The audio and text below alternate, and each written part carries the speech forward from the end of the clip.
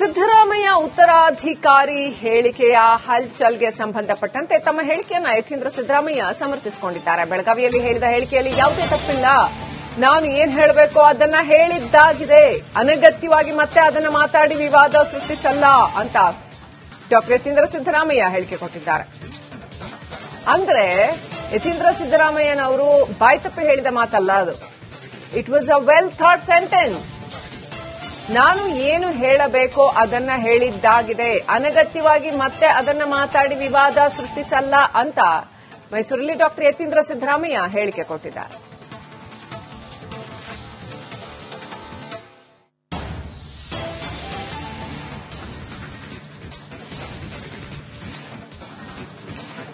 ಯತೀಂದ್ರಗೆ notice ಕೊಡಿ ಅನ್ನೋ ಡಿಕೆಶಿ ಬೆಂಬಲಿಗರ ಹೇಳಿಕೆ. ಶಿವಗಂಗಾ, ಇಕ್ಬಾಲ್ ಹುಸೇನ್, ರಂಗನಾಥ್ಗೆ ಯತೀಂದ್ರ ಸ್ಟ್ರಾಂಗ್. ಪಕ್ಷದಿಂದ ನೋಟಿಸ್ ಬಂದಾಗ ನೋಡ್ಕೊಳ್ಳೋಣ ಬಿಡಿ ಅಂತ ಯತೀಂದ್ರ ಸಿದ್ದರಾಮಯ್ಯ ಹೇಳಿದ್ದಾರೆ. ಸಿದ್ದರಾಮಯ್ಯ 5 ವರ್ಷ ಅಧಿಕಾರ ಪೂರೈಸುತ್ತಾರೆ ಅಂತ ಮೈಸೂರಲ್ಲಿ ಸಿಎಂ ಪುತ್ರ ಯತೀಂದ್ರ ಸಿದ್ದರಾಮಯ್ಯ ಹೇಳಿದ್ದಾರೆ.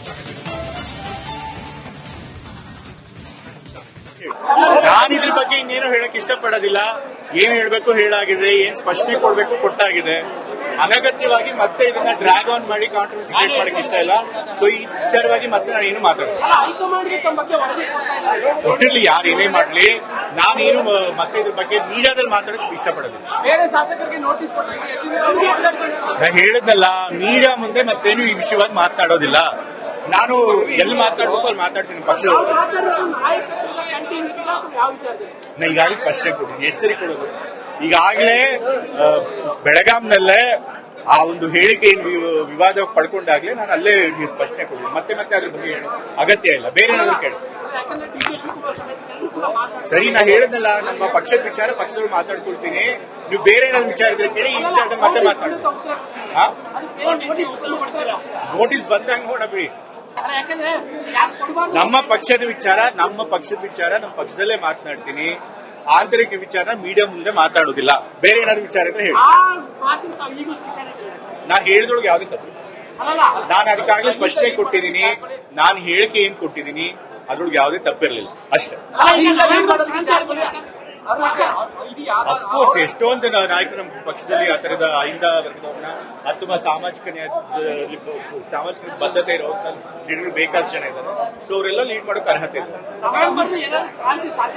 ಅದನ್ನು ಕೂಡ ಅವತ್ತೇ ಮಾತನಾಡಿದೀನಿ. ನವೆಂಬರ್ ಅಲ್ಲಿ ಇರುವಂತ ಕ್ರಾಂತಿ ಬಗ್ಗೆ ಏನ್ ಮಾತಾಡ್ತಿದ್ರಲ್ಲ, ಅದೆಲ್ಲ ಹೂ ಹಾಕುವ ಆ ತರದ್ದು ಯಾವುದೇ ಚರ್ಚೆ ನಮ್ಮ ಪಕ್ಷದಲ್ಲಿ ಇಲ್ಲ. ಸರಿ, ಈಗಿನ ಪರಿಸ್ಥಿತಿಯಲ್ಲಿ ಖಂಡಿತ ಸಿದ್ದರಾಮಯ್ಯ 5 ವರ್ಷ ಕಂಪ್ಲೀಟ್ ಮಾಡ್ತಾರೆ.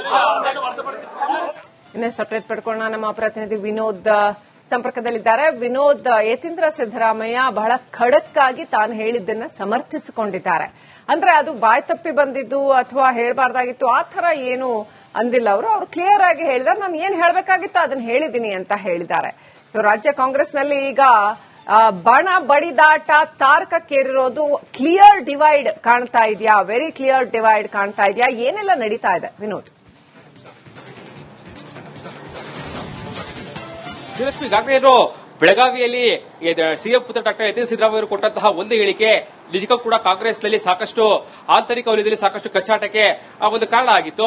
ಅದರಲ್ಲೂ ಕೂಡ ಸಿಎಂ ಸಿದ್ದರಾಮಯ್ಯವರು ಈಗಾಗಲೇ ರಾಜಕೀಯದ ಕೊಲೆಗಾಲಿದ್ದಾರೆ. ಜೊತೆಗೆ ಅವರ ನಂತರದಲ್ಲಿ ಸತೀಶ್ ಜಾರಕಿಹೊಳಿ ಅವರು ಈ ಒಂದು ನಾಯಕತ್ವ ವಹಿಸಿಕೊಳ್ತಾರೆ ಅಂತ ಹೇಳಿ ಹೇಳುವ ಮೂಲಕವಾಗಿ ಒಂದು ಕಡೆಯಲ್ಲಿ ಸಿಎಂ ಸ್ಥಾನಕ್ಕೂ ಕೂಡ ಒಂದು ಆಸೆಯನ್ನ ಚಿಗುರಿಸಿದ್ರು, ಮತ್ತೊಂದು ಕಡೆಯಲ್ಲೂ ಕೂಡ ಡಿಕೆ ಶಿವಕುಮಾರ್ ಅವರ ಪಡಕ್ಕೆ ಒಂದು ಟಕ್ಕರ್ ಕೊಡುವಂತಹ ಕೆಲಸವನ್ನು ಮಾಡಿದ್ರು. ಜೊತೆಗೆ ಅವತ್ತು ಕೊಟ್ಟಂತಹ ಹೇಳಿಕೆಯನ್ನ ಇವತ್ತು ಪುನಃ ಅವರು ಸಮರ್ಸ್ಕೊಂಡಿದ್ದಾರೆ. ನಾನು ಏನು ಹೇಳಬೇಕು ಎಲ್ಲವನ್ನೂ ಕೂಡ ಬೆಳಗಾವಿಯಲ್ಲಿ ಹೇಳಿದರೆ ಅದೆಲ್ಲವೂ ಕೂಡ ಸತ್ಯ ಆಗಿದೆ.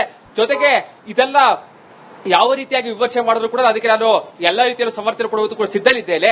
ಜೊತೆಗೆ ಇದಕ್ಕೆ ನಾನು ಕೂಡ ಈಗಾಗಲೇ ಸ್ಪಷ್ಟೀಕರಣ ಕೊಟ್ಟಿದ್ದೇನೆ ಅನ್ನೋ ಮಾತುಗಳು ಕೂಡ ಹೇಳ್ತಾ ಇದ್ದಾರೆ. ಜೊತೆಗೆ ಇನ್ನು ಒಂದೇ ಹೆಜ್ಜೆ ಮುಂದೆ ಹೋದಂತಹ ಯತೀಂದ್ರ ಸಿದ್ದರಾಮಯ್ಯ ಕೂಡ ಇವತ್ತು ಕೂಡ ಮತ್ತೊಂದು ಹೇಳಿರುವಂತದ್ದು, 5 ವರ್ಷಗಳ ಕಾಲ ಸಿಎಂ ಸಿದ್ದರಾಮಯ್ಯ ಅವರು ಕೂಡ ಅಧಿಕಾರವನ್ನು ಪೂರೈಸುತ್ತಾರೆ. ಇವತ್ತಿನ ಪರಿಸ್ಥಿತಿಯಲ್ಲಿ ಸಿದ್ದರಾಮಯ್ಯ ಅವರಿಗೆ ಯಾವುದೇ ರೀತಿಯಾದಂತಹ ನವೆಂಬರ್ನ ಕ್ರಾಂತಿ ಇರಬಹುದು, ಯಾವುದೇ ರೀತಿಯಾದ ಭಯ ಇಲ್ಲ ಅಂತ ಹೇಳುವ ಮೂಲಕವಾಗಿ ಈಗಾಗಲೇ ಡಿಕೆ ಶಿವಕುಮಾರ್ ಬಣದಲ್ಲೂ ಕೂಡ ಒಂದಷ್ಟು ಕಿಚ್ಚನ್ನ ಹೆಚ್ಚಿಸುವಂತಹ ಕೆಲಸವನ್ನು ಮಾಡಿದ್ದಾರೆ. ಇಷ್ಟು ದಿನಗಳ ಕಾಲ ಕಾಂಗ್ರೆಸ್ನಲ್ಲಿ ಯತೀಂದ್ರ ಸಿದ್ದರಾಮಯ್ಯ ವಿರುದ್ಧ ಒಂದೇ ಒಂದು ಹೇಳಿಕೆಯನ್ನು ಕೂಡ ಯಾರು ಕೂಡ ಕೊಡ್ತಾ ಇರಲಿಲ್ಲ. 2.5 ವರ್ಷದಲ್ಲಿ ಅವರು ಕೊಟ್ಟಂತಹ ಹೇಳಿಕೆ ಎಲ್ಲವೂ ಕೂಡ ಸುಮ್ಮನೆ ನೋಡಿಕೊಂಡು ಕಾಯ್ಕೊಂಡು ಎಲ್ಲರೂ ಕೂಡ ಸೈಲೆಂಟ್ ಆಗಿ ಇರ್ತಾ ಇದ್ರು. ಆದ್ರೆ ಬೆಳಗಾವಿಯಲ್ಲಿ ಕೊಟ್ಟ ಹೇಳಿಕೆ ನಂತರದಲ್ಲಿ ಕಾಂಗ್ರೆಸ್ನಲ್ಲಿ ಸಾಕಷ್ಟು ಡಿಕೆ ಶಿವಕುಮಾರ್ ಅವರ ಬಣದಿಂದ ಕಾಂಗ್ರೆಸ್ ಶಾಸಕರು ಕೂಡ ಸಿದ್ದರಾಮಯ್ಯರ ಯತೀಂದ್ರ ಸಿದ್ದರಾಮಯ್ಯ ಹೇಳಿಕೆಗೆ ನೇರವಾಗಿ ಟಾಂಗ್ ಕೊಡೋದಕ್ಕೆ ಶುರು ಮಾಡಿದ್ರು. ಇವತ್ತು ಕೂಡ ಆ ಪ್ರಶ್ನೆ ಕೇಳಿದ ಸಂದರ್ಭದಲ್ಲೂ ಕೂಡ ನಮ್ಮ ಪಕ್ಷದ ಆಂತರಿಕ ವಿಚಾರವನ್ನ ನಾನು ಬಹಿರಂಗವಾಗಿ ಚರ್ಚೆಯನ್ನ ಮಾಡೋದಿಲ್ಲ, ನಾನು ಆಂತರಿಕವಾಗಿ ಪಕ್ಷದೊಳಗೆಲ್ಲ ಚರ್ಚೆಯನ್ನ ಮಾಡ್ತಿದ್ದ ಹೇಳೋ ಮೂಲಕವಾಗಿ ಒಂದು ವೇಳೆ ಆ ಸರಿದ ಪರಿಸ್ಥಿತಿಯಲ್ಲಿ ಸಿಎಲ್ಪಿ ಸಭೆಯನ್ನು ಕರೆದ ಸಂದರ್ಭದಲ್ಲೂ ಕೂಡ ಒಂದಷ್ಟು ಆಂತರಿಕ ಜಗಳಗಳು ಆಗುವಂತದ್ದು ಬಹಳ ಸ್ಪಷ್ಟವಾಗಿ ಕಾಣ್ತಾ ಇದೆ. ಸೊ ಈ ಮೂಲಕವಾಗಿ ಯತೀಂದ್ರ ಸಿದ್ದರಾಮಯ್ಯ ಇವತ್ತು ಕೂಡ ಬಹಳ ಸ್ಪಷ್ಟವಾಗಿರುವಂತದ್ದು ನಮ್ಮ ತಂದೆ 5 ವರ್ಷ ಅಧಿಕಾರವನ್ನ ಪೂರೈಸ್ತಾರೆ ಅಂತೇಳಿ. ಈಗಾಗಲೇ ನವೆಂಬರ್ನಲ್ಲೂ ಕೂಡ ಯಾವುದೇ ರೀತಿಯಾದ ಕ್ರಾಂತಿಗಳಾಗೋದಿಲ್ಲ, ಇದೆಲ್ಲವೂ ಕೂಡ ಊಹಾಪೋಹ ಅಂತ ಹೇಳುವ ಮೂಲಕವಾಗಿ ಡಿಕೆ ಶಿವಕುಮಾರ್ ಬಣದ ಶಾಸಕರಿಗೆ ಏನೋ ಮತ್ತಷ್ಟು ಕಿಚ್ಚನ್ನು ಹೆಚ್ಚಿಸುವಂತಹ ಕೆಲಸವನ್ನು ಮಾಡಿದ್ದಾರೆ. ಸೊ ಈ ಹೇಳಿಕೆ ಮತ್ತು ಆರೋಪ ಎಲ್ಲದಕ್ಕೂ ಕೂಡ ಈಗಾಗಲೇ ಕಾಂಗ್ರೆಸ್ನಲ್ಲಿ ಹೆಚ್ಚಾಗ್ತಾ ದಿನ ಕಳೆದಂತೆ ಪ್ರತಿಯೊಬ್ಬರು ಕೂಡ ಯತೀಂದ್ರ ಸಿದ್ದರಾಮಯ್ಯ ಹೇಳಿಕೆಯನ್ನು ಕಳಿಸುವಂತ ಕೆಲಸವನ್ನು ಮಾಡ್ತಾ ಇದ್ದಾರೆ. ಸೊ ಇನ್ನು ಮುಂದಿನ ದಿನಗಳಲ್ಲಿ ಕಾಂಗ್ರೆಸ್ನ ಹೈಕಮಾಂಡ್ ಯತೀಂದ್ರ ಸಿದ್ದರಾಮಯ್ಯ ಅವರಿಗೆ ಯಾವ ರೀತಿಯಾಗಿ ಒಂದು ಅಂಕುಶವನ್ನಾಗುತ್ತೆ ಅನ್ನೋದು ಕೂಡ ಕಾದು ನೋಡಬೇಕಾಗುತ್ತೆ.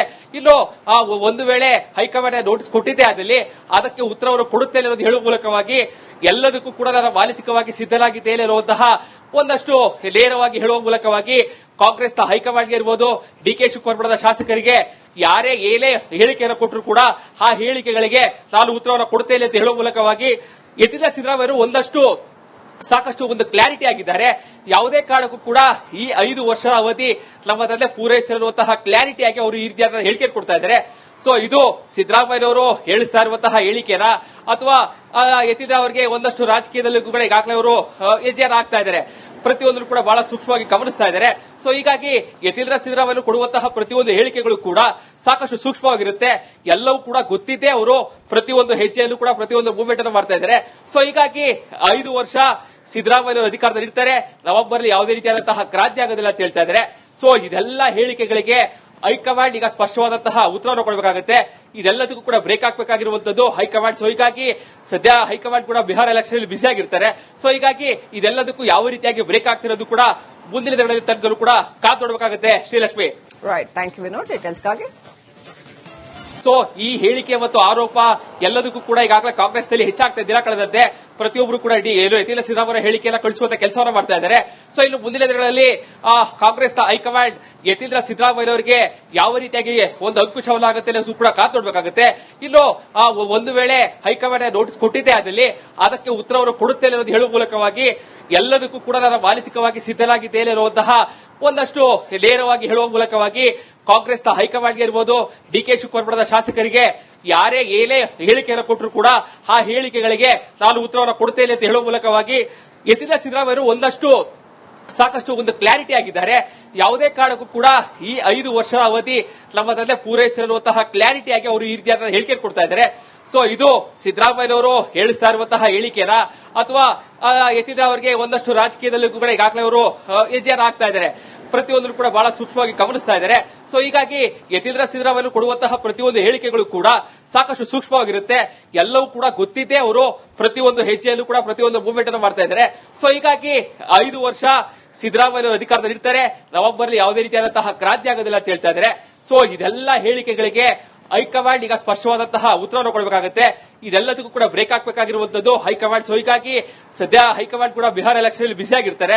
ಸೊ ಹೀಗಾಗಿ ಇದೆಲ್ಲದಕ್ಕೂ ಯಾವ ರೀತಿಯಾಗಿ ಬ್ರೇಕ್ ಆಗ್ತಿರೋದು ಕೂಡ ಮುಂದಿನ ದಿನಗಳಲ್ಲಿ ತನಕರು ಕೂಡ ಕಾದು ನೋಡಬೇಕಾಗುತ್ತೆ. Srilakshmi, right, thank you Vinod ಡೀಟೇಲ್ಸ್ಗಾಗಿ.